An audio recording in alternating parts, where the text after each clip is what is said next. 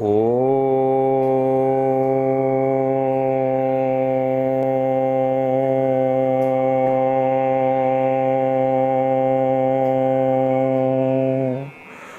କସ୍ତୁରୀ ତିଳକ ଲଲାଟ ପଟଳେ ବକ୍ଷସ୍ଥଳେ କୌସ୍ତୁଭଂ ନାସାଗ୍ରେ ବରମୌକ୍ତିକଂ କରତଳେ ବେଣୁ करे କଙ୍କଣଂ ସର୍ବାଙ୍ଗେ ହରିଚନ୍ଦନ ସୁଲଳିତଂ କଣ୍ଠେ च ମୁକ୍ତାବଳୀ ଗୋପସ୍ତ୍ରୀ ପରିବେଷ୍ଟିତ ବିଜୟତେ ଗୋପାଳ ଚୂଡ଼ାମଣି ଗୋପାଳ ଚୂଡ଼ାମଣି। ଓ नमो परमात्मने। अथ सप्तम अध्याय। श्री भगवान उवाच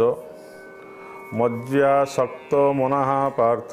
जोगं युञ्जन मदाश्रय असंशयं समग्रं मां यथा ज्ञास्यसि तच्छृणु। भगवान उवाच श्री भगवान कहले, हे पार्थ, हे पृथानंदन मयि मो ठारे आसक्त मना अर्थात आसक्त मना होइथिबा मनुष्य मदाश्रय मोर आश्रित होई जोग जुंजन योगाभ्यास करी माम मोर समग्रम जो समग्र रूप को यथा जेपरी असंशय निसंदेह ज्ञास्यसि जानिब तत् ताहा सेहीपरि मु कहूअछि ताहा श्रवण कर। ये भगवान कहते हे पृथुनंदन मो ठारे आसक्त मना होई ओ मोर आश्रित होई योगाभ्यास करने द्वारा तुम्हें मोर समग्र रूप को जेपरि निसंदेह जानिब ताहा शुण। पूर्वर भगवान अर्जुन को तो कृपा करिसेंती एवं तार समस्त जो मन भितर ग्लानि रही एवं से जो भीतस्त्रस्त युद्ध क्षेत्र में हो जाइए एवं सेठी से ताकू टिके जागृत करने एवं ताकू टिके तार बुद्धि एवं तार मन को मार्जित करने भगवान चेष्टा करुछंती ताकू विभिन्न माध्यम ताकू बुझाई। तेणु ये भगवान कहते जे मो ठारे आसक्त अर्थात ये कहबार कारण होउची जे भगवान देखुछंती तांकर सखा अर्जुन जेहेतु तांको सहित बाल्य बंधुता अर्थात तांकर बाल्य कालरू बंधु भाव व्यवहार करी सांगसाथी होई तांकर सांगरे खेलिबा बुलिबा सोइबा एवं तांको सहित बहुत कौतुक करिबा बाल्य कालर जेते प्रकार मनोरंजन अच्छी कार्यक्रम तांको सहित करिबा वनवास करिबा जंगल बुलिबा एवं विभिन्न प्रकार जो सांग भाव अर्थात बंधु भाव नहीं तांको सहित रहिछंती सी तांको भगवान बोली मन भितर भावुना एवं सी ताकू भावुं ये मोर होते जड़े बाल्य बंधु ये भाव में गोटे भगवान प्रति जो धारणा रही भगवान चेष्टा करुँचे जे बाह्य लीला जगत रे मु तुमर पिलादिनर बाल्य बंधु हो पारे किंतु मुझे हूँ सर्वार्थ सिद्धिदाता मु हूँ भगवान मु समस्त भितर अच्छी बाहर अच्छी मो छड़ा आ संसार किसी ना एवं मु जेहेतु समस्त भितर अच्छी बाहर अच्छी अर्थात मु समस्त अंतकरण अच्छी एवं मु समस्त बाहर व्याप्त भाव में चराचर व्याप्त होकर अच्छी जेभली भाव में अभिन्न कुंभ यथाकाशं अर्थात जेभली भाव में गोटे घट को जदि आम देखा बा माठियाटिया को देखा आम से जब बाहर रखाही आम देखा तार अंतर भीतर अर्थात से घट मध्य शून्य स्थान अर्थात ताहा वायु द्वारा पूर्ण एवं बाहर मध्य तार सारा जगत रे वायु परिपूर्ण होकर रही एवं से घट को जदि आम गोटे जल भितर निमज्जन करवा बा जल रे बुड़े दबा सेठी मध्य आम देखा जे से घटटी अंतर मध्य अर्थात घटर भितर जल परिपूर्ण हो रही एवं बाहर मध्य ଜଳ ପରିପୂର୍ଣ୍ଣ ହୋଇକି ରହିଛି। ଏବଂ ସେଇ କଥାକୁ ବୁଝିବାକୁ ଯାଇ ଭଗବାନ କହୁଛନ୍ତି ଯେ ମୁଁ ଯେହେତୁ ସର୍ବତ୍ର ବିଦ୍ୟମାନ ରହିଛି ତୁମର ଅନ୍ତରରେ ବାହାରରେ, ଏବଂ ଯେହେତୁ ଭଗବାନ ଅନ୍ତର୍ଯାମୀ ରୂପରେ ଆମ ଭିତରେ ଅଛନ୍ତି,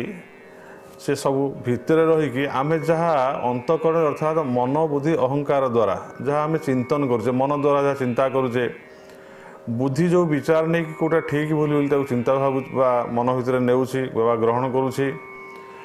ଏବଂ ଅହଙ୍କାର ଦ୍ୱାରା ଯାହାକୁ ନିର୍ଦ୍ଦିଷ୍ଟ କଲା ପରେ ଭାବୁଛି ଯେ ଏ କାର୍ଯ୍ୟଟି ମୁଁ କରିବି ବା ମୋର, ଏବଂ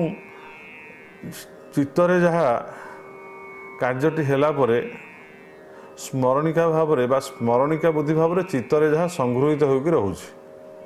ଇଏ ସମସ୍ତ କାର୍ଯ୍ୟ ଭଗବାନ ଯେହେତୁ ଅନ୍ତଃକରଣରେ ବା ଅନ୍ତର ମଧ୍ୟରେ ଅଛନ୍ତି, ସେଠି ରହି ସେ ସମସ୍ତ କଥାକୁ ଅନୁଭବ କରୁଛନ୍ତି ବା ଜାଣୁଛନ୍ତି ବା ଦେଖୁଛନ୍ତି କ'ଣ ଠିକ୍ ହେଲା କି ଭୁଲ ହେଲା, ଇଏ ପାପ କାର୍ଯ୍ୟ କରୁଛି କି ପୁଣ୍ୟ କାର୍ଯ୍ୟ କରୁଛି, ଭଲ ହେଲା କି ମନ୍ଦ ହେଲା, ଯାହା କିଛି ଅନ୍ତଃକରଣରେ ଅନ୍ୟମାନେ କେହି ଦେଖିପାରୁନାହାନ୍ତି, ଜାଣିପାରୁନାହାନ୍ତି, ମୁଁ କ'ଣ ଭାବୁଛି, କ'ଣ କରିବାକୁ ଚାହୁଁଛି ଏବଂ କେଉଁ ବିଚାର ଶକ୍ତି ମୁଁ ତାକୁ ନେଲି ମନ ଭିତରେ, ଏବଂ ସେଠି ମନରେ କେଉଁଟା ସ୍ଥିର ହୋଇକି ରହିଲା ବିଚାର ପରେ, ଏବଂ ମୁଁ କ'ଣ କରୁଛି କ'ଣ ନ କରୁଛି, ଏଇ ଯେଉଁ ଭାବ ଗୁଡ଼ିକ ସବୁ ହେଉଛି, ସେଠି ଅନ୍ତର୍ଯାମୀ ରୂପରେ ଭଗବାନ ଯେହେତୁ ସମସ୍ତଙ୍କ ହୃଦୟସ୍ଥ ବା ଅନ୍ତର୍ଯାମୀ, ସେଠି ସେ ରହିକି ଉପଦ୍ରଷ୍ଟା ଅର୍ଥାତ୍ ସିଏ ଭଗବାନ ସାକ୍ଷୀଶ୍ଚେତା କେବଳ ନିର୍ଗୁଣ, ସେ ସାକ୍ଷୀ ରୂପରେ ଅର୍ଥାତ୍ ସବୁ ସେ ଦେଖୁଛନ୍ତି କ'ଣ ହେଉଛି। ଆମେ ବେଳେବେଳେ ଅଜ୍ଞାନୀ ମନୁଷ୍ୟ, ଆମେ ଦେହ ସର୍ବସ୍ୱ ହୋଇଯାଇଛେ, ଆତ୍ମଜ୍ଞାନ ପ୍ରଦାନ ହେଇନି ଆମକୁ, ଆମେ ଆତ୍ମଜ୍ଞାନ ପ୍ରାପ୍ତ ହେଇନି, ତେଣୁ ଆମେ ସବୁବେଳେ ବାହ୍ୟ ଲୀଳରେ ବା ବାହ୍ୟ ବିଷୟ ଭୋଗରେ ଏତେ ନିମଜ୍ଜିତ ଅଛନ୍ତି, ବାହ୍ୟ ବିଷୟ ଭୋଗକୁ କରିବାକୁ ଯାଇ ଆମେ ସବୁବେଳେ ବାହ୍ୟ ବିଚାର କରୁଛେ, ଅନ୍ତରକରଣର କୌଣସି ବିଚାର ଅନ୍ତରକୁ ନେଇ ବା ମନ ବୁଦ୍ଧି ଅହଙ୍କାରକୁ ନେଇ ଯେଉଁ ବିଚାର କରିବାର କଥା ସେଥିପ୍ରତି ଆମେ ଜାଗ୍ରତ ନୁହନ୍ତି। ସେଥିପାଇଁ ବାହ୍ୟ କଥାରେ ଆମେ ରହିଯାଇଥିବାରୁ ଆମେ ବାହ୍ୟ ଭାବରେ ଦେଖୁଛେ କିଏ ଗୋଟେ ଆମର ଭାଇ, କିଏ ଗୋଟେ ବନ୍ଧୁ,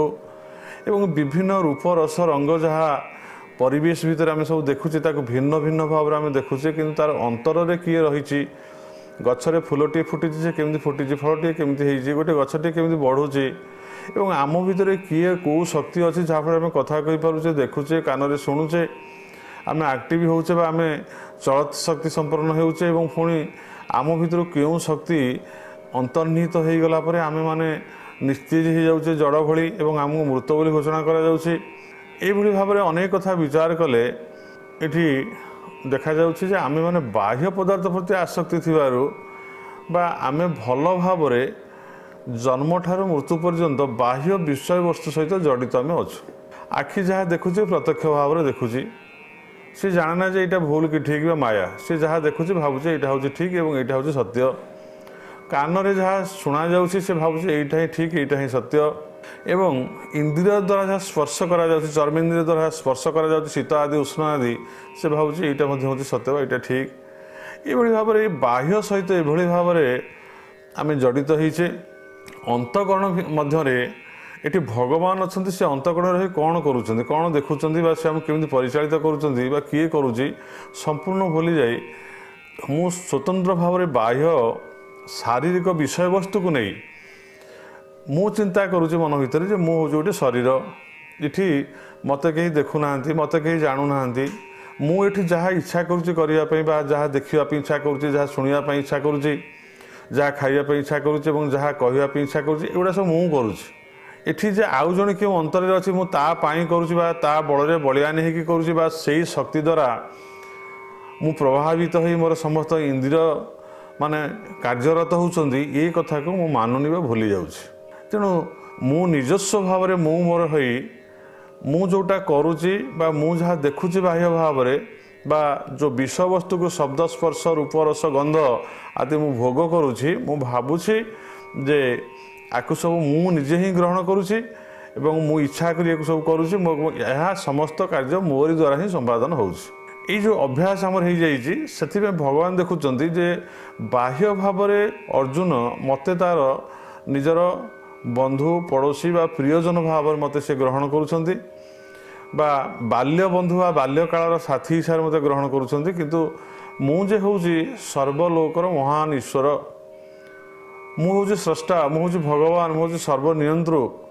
ମୁଁ ଯେ ସକଳ ଶକ୍ତିର ଆଧାର ଏବଂ ମୋରି ଠାରୁ ଯେ ସମସ୍ତେ ସୃଷ୍ଟି ହୋଇଛନ୍ତି ମୁଁ ତାଙ୍କୁ ଧାରଣ କରିଛି, ମୁଁ ପରିଚାଳିତ କରୁଛି ଏବଂ ସମସ୍ତେ ମୋ ଠାରେ ଯେ ଲୀନ ହେବେ ଏବଂ ମୁଁ ଯେ କ୍ଷୁଦ୍ର ଶରୀର ଧାରଣ କରିକି ଗୋଟେ ରୂପ ନେଇଥିଲେ ମଧ୍ୟ ମୁଁ ଯେ ବ୍ୟାପ୍ତ, ଏସବୁ ଯେଉଁ ତତ୍ତ୍ୱ ଆକୁ ଅର୍ଜୁନ ସହଜରେ ବୁଝିବା ପାଇଁ ସମ୍ଭବ ହେଉନାହିଁ ବା ସେ ତାକୁ ଗ୍ରହଣ କରିପାରୁନାହାନ୍ତି, କାରଣ ଅଭ୍ୟସ୍ତ ଅଛନ୍ତି ବାହ୍ୟ ଲୀଳାରେ। ତେଣୁ ସେଠି ଭଗବାନ ବାଧ୍ୟ ହୋଇ କହୁଛନ୍ତି ମୋ ଠାରେ ଆସକ୍ତି ହୋଇ, ହେ ପୃଥୁନନ୍ଦନ ମୋ ଠାରେ ଆସକ୍ତି ହୋଇ ମୋର ଆଶ୍ରିତ ହୋଇ ଯୋଗାଭ୍ୟାସ କରିବା ଦ୍ୱାରା ତୁମେ ମୋର ସମଗ୍ର ରୂପକୁ ଯେପରି ନିଃସନ୍ଦେହରେ ଜାଣି। ସମଗ୍ର ରୂପ କହିଲେ ଭଗବାନଙ୍କର ମାନେ ଅନ୍ତରରେ ସେ କିଭଳି ଅଛନ୍ତି ଲୀଳା କରୁଛନ୍ତି, ବାହାରେ ଅର୍ଥାତ୍ ଜ୍ଞାନ କ'ଣ ବିଜ୍ଞାନ କ'ଣ। ଭଗବାନ ଆମର ଅନ୍ତର ଭିତରେ କେମିତି ଅଛନ୍ତି, ଅନ୍ତର୍ଯାମୀ ରୂପରେ, ଖାଲି ମୋ ଭିତରେ ନୁହେଁ, ସାମଗ୍ରିକ ଭାବରେ ସକଳ ଘଟରେ ବା ସବୁ ସ୍ଥାନରେ ମଦାତ୍ମା ସର୍ବଭୂତାତ୍ମା ଭାବ ମୋ ଭିତରେ ଭଗବାନ ଅଛନ୍ତି। ମାନେ ଅଣୁ ପରମାଣୁ କୀଟ ପତଙ୍ଗ ସ୍ଥାବର ଜଙ୍ଗମ ଆବ୍ରହ୍ମ ତନ୍ମ ପର୍ଯ୍ୟନ୍ତମ ଯାହା ବି ମୁଁ ଦେଖୁଛି ଚରାଚର ସମ୍ଭବ, ସେ ସମସ୍ତଙ୍କ ଅନ୍ତର ଭିତରେ ଭଗବାନ ତାକୁ ସୃଷ୍ଟି କରିକି ନିଜେ ହିଁ ସେଠି ଜଗତ କୃତେ ଈଶ୍ୱର ଅନନ୍ତ ସ୍ୱୟଂ ଅତ୍ର ପ୍ରବିଷ୍ଟବାନ। ନିଜେ ଭଗବାନ ସୃଷ୍ଟି କଲା ପରେ ନିଜେ ହିଁ ସମସ୍ତଙ୍କ ଭିତରେ ପ୍ରବେଶ ହୋଇଛନ୍ତି ବା ସମସ୍ତଙ୍କ ଭିତରେ ସ୍ଥିତ ରହି ସମସ୍ତଙ୍କୁ ପରିଚାଳିତ କରୁଛନ୍ତି। ତେଣୁ ଭଗବାନ ଏଇ ଯେଉଁ ସମସ୍ତ ତତ୍ତ୍ୱ ତାଙ୍କର ସମସ୍ତଙ୍କ ଭିତରେ ଅଛନ୍ତି, ବାହାରେ ବି ପରିପୂର୍ଣ୍ଣ ହୋଇ ଅଛନ୍ତି, ସୃଷ୍ଟିର ଆଦ୍ୟରେ ଅଛନ୍ତି, ମଧ୍ୟରେ ଅଛନ୍ତି ଏବଂ ସୃଷ୍ଟି ଯେତେବେଳେ ତାଙ୍କଠାରେ ଲୀନ ହୋଇଯାଏ ପ୍ରଳୟ ସମୟରେ ମଧ୍ୟ ସେ ଭଗବାନ ଅଛନ୍ତି। ସେ ପ୍ରତ୍ୟେକ ମୁହୂର୍ତ୍ତରେ ଯେ ଭଗବାନ ଅଛନ୍ତି ଏବଂ ତାଙ୍କ ଦ୍ୱାରା ହିଁ ସମସ୍ତ ସାଧନ ହେଉଛି କାର୍ଯ୍ୟଗୁଡ଼ିକ। ଆମର ଯେଉଁ ସ୍ଥିତି ବା ଉପସ୍ଥିତି ଏହା ମଧ୍ୟ ହେଉଛି ଭଗବାନଙ୍କ ଦ୍ୱାରା ସମ୍ଭବ ହୋଇଛି, ତାଙ୍କର ଭଗବାନଙ୍କର କୃପାରୁ ବା ତାଙ୍କର ଇଚ୍ଛାରେ ବା ତାଙ୍କର ଭଗବାନଙ୍କର ଯେଉଁ ସମ୍ପୂର୍ଣ୍ଣ ଭାବରେ ତାଙ୍କର ଯେଉଁ ଶକ୍ତି ତା ମାଧ୍ୟମରେ ଆମେ ସମସ୍ତେ ଚଳଶକ୍ତି ସମ୍ପନ୍ନ ହୋଇପାରୁଛେ। ତେଣୁ ଏଠି ଭଗବାନଙ୍କ ବିନା ଏଠି କିଛି ହୋଇପାରୁନାହିଁ ବା କୌଣସି କଥା କୌଣସି କର୍ମ ଏହା ସମ୍ଭବ ହୋଇପାରେ ନା। ସମସ୍ତଙ୍କ ମୂଳରେ ସର୍ବ କାରଣର କାରଣ ଭାବରେ ଭଗବାନ ଅଛନ୍ତି। ଯଦିଓ କାରଣ ଆମର ଉପାଦାନ କାରଣ ହିସାବରେ ପ୍ରକୃତିକୁ ଧରାଯାଇଛି, କିନ୍ତୁ ସିଏ ମଧ୍ୟ ହେଉଛନ୍ତି ପ୍ରକୃତିର ଊର୍ଦ୍ଧ୍ୱରେ, ଅର୍ଥାତ୍ ଭଗବାନ ତାର କାରଣ, ଅର୍ଥାତ୍ କ୍ଷର ଆଉ ଅକ୍ଷରର ସ୍ୱାମୀ, ବିଦ୍ୟା ଆଉ ଅବିଦ୍ୟାର ସ୍ୱାମୀ, ଅର୍ଥାତ୍ ଜଡ଼ ଆଉ ଚେତନ ଏ ଉଭୟର ସ୍ୱାମୀ ହେଉଛନ୍ତି ସେଇ ଭଗବାନ ବା ତାର ସ୍ରଷ୍ଟା ହେଉଛନ୍ତି ଭଗବାନ। ତେଣୁ ଭଗବାନ କହୁଛନ୍ତି ତମେ ଆସକ୍ତ ମନା, ଅର୍ଥାତ୍ ହେ ପୃଥୁନନ୍ଦନ ତ ମୋ ଠାରେ ଆସକ୍ତ, ଅର୍ଥାତ୍ ତମେ ମୋତେ ବୁଝିବା। ଆସକ୍ତ ଅର୍ଥ ଆମେ ଯେଉଁ ପଦାର୍ଥ ପ୍ରତି ଆସକ୍ତି ରଖିବା ଆମେ ସେହି ପଦାର୍ଥ ପ୍ରତି ସଦାଶୀଳ ହେବା ଏବଂ ସେଇ ବିଷୟରେ ଆମେ ଯେତେ ଭଲ ଭାବରେ ବୁଝିପାରିବା ବା ଜାଣିପାରିବା, ଆମେ ଯେଉଁ ପଦାର୍ଥ ପ୍ରତି ଶ୍ରଦ୍ଧାବାନ ନୁହନ୍ତି, ଆସ୍ଥାବାନ ନୁହନ୍ତି, ଯାହାକୁ ବୁଝି ନାହାନ୍ତି, ଆମେ ସେ ବିଷୟରେ କିଛି ଜାଣିପାରିବା ନାହିଁ ବା ତାର ପ୍ରକୃତ ତତ୍ତ୍ୱକୁ ଆମେ ବୁଝିପାରିବା ନାହିଁ। ମୋ ଠାରେ ଆସକ୍ତି ହେବାର ଯେଉଁ ଭଗବାନ କହିଲେ ମଜ୍ଜା ଆସକ୍ତ, ଅର୍ଥାତ୍ ମୋ ଠାରେ ତୁମେ ଆସକ୍ତି ହେବାର ଯେଉଁ ଭଗବାନ କହିଲେ, ୟାର ପ୍ରକୃତ ଅର୍ଥ ହେଉଛି ଯେ ତୁମେ ବାହ୍ୟ ବିଷୟ ପ୍ରତି ଯାହା ତୁମେ ଆଖିରେ ଦେଖୁଛ, କାନରେ ଶୁଣୁଛ, ଏ ଯାହା ତୁମେ ସବୁ ଦେଖୁଛ, ଇଏ ହେଉଛି ସବୁ ମୂଳ ପ୍ରକୃତିର କାର୍ଯ୍ୟ ଦ୍ୱାରା ସୃଷ୍ଟି ହୋଇଥିବା ବା ମାୟାରୁ ସମ୍ଭୂତ ହୋଇଥିବା ଜଡ଼ ପଦାର୍ଥ ବା କାର୍ଯ୍ୟ, ଏହାକୁ ଯାହାକୁ ଦେଖୁଛ। ତେଣୁ ଏହା ହେଉଛି ଅତ୍ୟନ୍ତ କ୍ଷଣଭଙ୍ଗୁର, କ୍ଷଣସ୍ଥାୟୀ, ପ୍ରତି ମୁହୂର୍ତ୍ତରେ ଏହାର ପରିବର୍ତ୍ତନ ଆସେ। ତୁମେ ତା ପ୍ରତି ଆସକ୍ତ ନ ହୋଇ ସିଧାସଳଖ ଭଗବାନ କହୁଛ ତୁମେ ମୋ ଠାରେ ଆସକ୍ତ ହୁଅ, ଅର୍ଥାତ୍ ମୋତେ ଭଲ ପାଅ, ମୋତେ ଦୃଷ୍ଟି ଦିଅ। ତୁମର ସମସ୍ତ ଦେଖିବା, ଶୁଣିବା, ଶବ୍ଦ ସ୍ପର୍ଶ ଆଦି ସ୍ପର୍ଶ କରିବା ଯାହା କିଛି ଘଟୁଛି ତୁମେ ସମସ୍ତ କଥାକୁ ତାକୁ ସେଥିରୁ ନିବୃତ୍ତ ରହି ବାହ୍ୟ ପଦାର୍ଥରୁ ଅନ୍ତର୍ଦୃଷ୍ଟି କରିବା, ଅନ୍ତଃକରଣକୁ ଦୃଷ୍ଟି କର ଯେ ମୋ ମଧ୍ୟରେ ଆଉ ଜଣେ କିଏ ରହିକି ମୋତେ ପରିଚାଳିତ କରୁଛନ୍ତି ବା ସେ ହେଉଛନ୍ତି ସମସ୍ତ ତତ୍ତ୍ୱର ମୂଳ କାରଣ। ତେଣୁ ମୋ ପ୍ରତି ଆସକ୍ତି ଅର୍ଥ ମୋତେ ଭଲ ପାଇବା, ମୋତେ ଭଲ ଭାବରେ ଜାଣିବା। ସେଥିପାଇଁ ଭଗବାନ କହୁଛନ୍ତି ତ ମୋ ପ୍ରତି ଆସକ୍ତ ହୁଅ, ଅର୍ଥ ତୁମେ ବାହ୍ୟ ପଦାର୍ଥ ପ୍ରତି ଯେପର୍ଯ୍ୟନ୍ତ ବିଷୟ ଭୋଗ ପ୍ରତି ଆସକ୍ତି ହେଇଛ ସେ ପର୍ଯ୍ୟନ୍ତ ମୋ ପ୍ରତି ବା ତୁମର ଅନ୍ତର୍ଦୃଷ୍ଟି ରହିବ ନାହିଁ। ତୁମେ ବାହ୍ୟ ଦୃଷ୍ଟି ଯେପର୍ଯ୍ୟନ୍ତ ରଖିଛ ସେ ପର୍ଯ୍ୟନ୍ତ ଅନ୍ତର୍ଦୃଷ୍ଟି ହୋଇପାରିବନି। ଯେଭଳି ଭାବରେ ଆମେ ଯେତେବେଳେ ବାହ୍ୟ ସଂସାର ଭିତରେ କୌଣସି ଜାଗାରେ ଆମେ ଛିଡ଼ା ହେଇଛେ ବା ବସିଛେ, ଆମେ ସମ୍ମୁଖକୁ ଦେଖୁଛେ, ସମ୍ମୁଖରେ ଯଦି କିଛି କାର୍ଯ୍ୟ ହେଉଛି ତାହେଲେ ଆମେ ତାକୁ ଭଲ ଭାବରେ ଦେଖୁଛେ ବା ଗ୍ରହଣ କରୁଛେ, କିନ୍ତୁ ଆମ ପଛପଟେ ଯଦି କିଛି ଘଟୁଛି ତାହେଲେ ତାକୁ ଆମେ ଦେଖିପାରୁନେ, କାରଣ ଆମର ଆଖିଟା ଆଗକୁ ରହୁଛି। ଆମେ ଭାବୁଛେ ବୋଧେ ଆଗରେ ହିଁ ସମସ୍ତ ଏଠି ଯାହା ସବୁ ଦେଖୁଛି ମୁଁ ସବୁ ମୋ ସମ୍ମୁଖରେ ଅଛି, ପଛପଟେ ବୋଧେ କିଛି ନାହିଁ, ଅନ୍ଧକାର। ନା, ଆଗରେ ଯେମିତି ସବୁ ମୁଁ ଦେଖୁଛି ପଛରେ ମଧ୍ୟ ସେମିତି କିଛି କାର୍ଯ୍ୟ ଚାଲିଛି, ମୁଁ ତାକୁ ଦେଖିପାରୁନି, ଜାଣିପାରୁନି।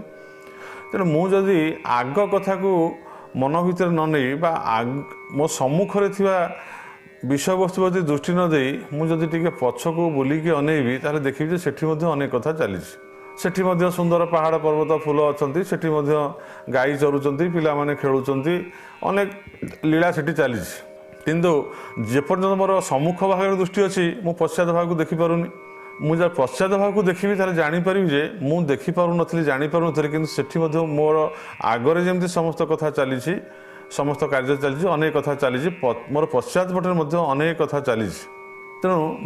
ये जमी गोटे सत्य कथा ठीक से भाव में जेपर्यंत मोर बाह्य दृष्टि अच्छी अंतर्दृष्टि है अर्थात अंतर प्रति मोर आसक्ति ना मोर अंतर भितर मोर शरीर भितर किए रही कौन करुँची केमी परिचालित होती कौन आउ सब अच्छी से विषय मोर कौन ज्ञान ना मुझे केवल बाह्य पदार्थ प्रति आसक्त रही मोर अंतर्दृष्टि अंतर आड़े मुझे दृष्टि निक्षेप करूना तेणु भगवान से कहते तुम मो प्रति आसक्त हाँ कहले मत तो बाहर तुम्हें तुम्हें तुम सांग रूप में मत देखुच बाल्य बंधु भाव में कि थोड़े अंतर्दृष्टि कर देखा चेष्टा कर मत तुम्हें मत जहाँ को सांग बोली भाभी जहाँ को देखुच तुम अंतर भितर देख सेठी मध्य तुम्हें मत पाइब तेणु मजे आसक्त अर्थ मो प्रति आसक्त हुओ दृढ़ मना हुओ मत देखापी अभ्यास कर चेष्टा कर और से आग्रह प्रकाश कर से श्रद्धालु हुओ ये समस्त कथा हूँ आसक्तिर कारण अर्थात भगवान प्रति आसक्ति हवा आमे विष प्रति आसक्त होइचे बाल्यकाल मोर पिता मोर माता मम पिता मम माता मामी गृहिणी गृह मोर स्त्री एवं मोर गृह मोर संसार मोर जमी बाड़ी इत्यादि इत्यादि इतने आसक्ति से दृष्टिकोण आम थी आम आमर अंतरस्थ भितर कौन चली आम बुझीपारे आम तेणु जदि आम ता प्रति आ बाह्य विषय वस्तु प्रति जदि आम दृष्टि न देई बा सेथि प्रति आम अभ्यस्त न होई सेथि प्रति आम श्रद्धावान न होई आस्थावान न होई बा बाह्य विषय को आम जदि भल न पाई अंतर पदार्थ को भल पाइबा आरंभ करबा श्रद्धायुक्त हम मन ताले अंतर भितर कौन चलती आम बुझीपर से भगवान कहते तुम मो प्रति आसक्त हुओ एवं मोर आश्रित होई आश्रित हर भगवान ये कहर कारण हूँ जे आश्रितर कथा हूँ गोटे शरणागतिर कथा आम जदि निजको जनक पाखे संपूर्ण भाव में समर्पण करदे ता पाखे आश्रित हो आम केवल तांकरी हुकुम रे बा तांकरी निर्देश ही निजको परिचालित करे से निजर किसी इच्छा रहे ना तेणु अनासक्त कथा कहार कारण हूँ अन्य पदार्थ प्रति आसक्त हो ना एवं मो प्रति दृष्टि बा नजर रख बा मो प्रति आश्रय हो अर्थ हूँ जे आश्रय हवा द्वारा मोर आश्रय हवा द्वारा कौन हम ना तुम्हें आउ इच्छा कर मन भितर जे मु इच्छा करी कौटी जीवी कौटी बसबी कौन खाइबी कौन देखी एवं ये जो तुम भीतर जो विचार आस बाह्य विचार आस सब अंतर्निहित हो अंतर्निहित भाव में जो विचार आसो जो विचार को मु आत्मिक भाव में रही तुमको परिचालना कर बुझीपारा तुम्हें मोरी ठारे स्थिर हो मु तुमको जो भाव में परिचालना करी तुम से भाव में परिचालित हो यही कथा को आख्या भगवान कहते मदाश्रय अर्थात तुम मोर आश्रय हो जा बाह्य पदार्थ अनासक्त हो जा एवं बाह्य पदार्थ प्रति जी अनासक्त हो मो प्रति तुम आसक्त से बढ़ीज एका समय जोड़े बा तीनोटी पदार्थ प्रति आसक्ति हेले से मन स्थिर रहे ना कौन से एक पदार्थ प्रति आसक्त रहा पड़ो तेणु आम बाह्य पदार्थ प्रति जेपर्यंत आसक्त अच्छे अंतर पदार्थ बा अंतकरण जहाँ रही से प्रति आम श्रद्धा ना बा आसक्ति रोना एवं जो आम अंतकरण को चली जावा से आमर मनोवृत्ति चित्त आदि सब से निवेशित हम से बाह्य विषय पदार्थ प्रति से आमर मनोवृत्ति आदि रहा अर्थात आम आसक्ति रहा तेणु भगवान कहते तुम्हें मोर आश्रय ग्रहण कर मोर आश्रय नेले मत मानिले ही तुम्हें मोर जो मु कौन चाहूँगी तुम अंतर भितर किए अच्छा तुम हस्त को किए परिचालना कर इंद्रिय मान केमी तुम कार्यक्षम होती मन न होगा मन केमी चिंता करुँची कहीं चिंता करुँची हूँ ये जो मन जो चिंता मनोनिष्ठ हूँ मोरी हूँ भगवान कहते परवर्ती पूर्व किसी कहुई आगू कह मन को जदि आम देखिपारे ताले गोटे मन बोली पदार्थ आम पाखे अच्छी सबु पदार्थ आखिरे देखा जाए ना बाह्य स्थूल पदार्थ को छाड़देले अंतर्निहित भाव में जो सूक्ष्म शरीर कारण शरीर आदि रही देखा जाए ना कि भाव में जड़े जो पचार तुम मुंड कहीं आम कहीं मुंडी ये अच्छे हाथ कहीं हाथ ये अच्छे मो पाखे देखईदेवी आखि अच्छी नाक अच्छी सब देखई पारि जड़े पचार तुम मन अच्छी कि ना आम कौन कह आम निश्चित भाव मन अच्छे बोली स्वीकार करवा आदि से प्रश्न करती जे तो मन को टी देखा आम केमी देखा मन को मुझे मुझे जानूँ मन अच्छी मो मन को निजे देखिपारूनी क्या देखिपार मन अच्छी बोली स्वीकार करुँची जड़े बुद्धि अच्छी कि ना बुद्धि कौन ना मनर कार्य है स्मरण करवा अनेक कथा को से चिंतन करे बहुत कथा गोटे मिनट हजार हजार कथा से चिंता कर चलो एवं सी जो चिंता करने भितर कौटा ग्रहणीय कौटा अग्रहणीय कौटा ठीक आ कौटा भूल से कथा को आम केमी जाना से मन पछपटरे जो विचार शक्ति रही जो निश्चयात्मक विचार शक्ति जो बुद्धि रही मन टे संशय कारण मन भितर जोटा मन जहाँ चिंता करुँची से भूल अच्छी से ठीक अच्छी भ्रम भी थी पारे तेणु जहाँ बुद्धि भितर अच्छी जो कार्य बुद्धि जो मन पछे पछे रही ताकू बाट देखापी विचार करुँची जे नाई मन तू जहाँ चिंता करुँचा ठीक नुहे से भूल यहाँ विचार ठीक से मन ताकू करने को जाऊँ आम मानकर अंतर्दृष्टि आसले बुझीपर जे आम बाह्य पदार्थ किपरि कार्य करुचे अंतर पदार्थ जहाँ भितर रही जहाँ को आम अंतकरण बोली कहूचे तारी माध्यम जहाँ से विचार आसूसी स्थूल शरीर से कार्य चली आज तो आम समय हो जाइए आम आगामी अध्याय आम ये जो विषय टी आलोचना करें जो छाड़ुचे से आरंभ करवा आज